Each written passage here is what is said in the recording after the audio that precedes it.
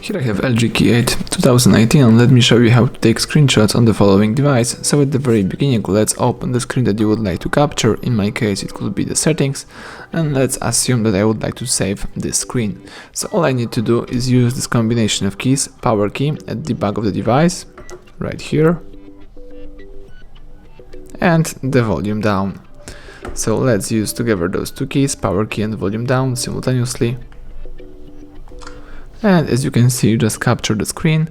Let me show you again. Let's hold down together power key and volume down for 2 seconds, and you just capture the screen. You can also use the second way of taking screenshots. All you need to do is use the upper bar.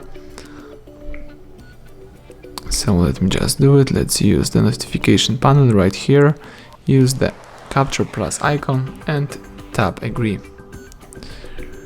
Alright, you can save this in the gallery or quick memo. Let me save in gallery. So let me show you again. Let's use upper bar. As you can see, capture plus right here.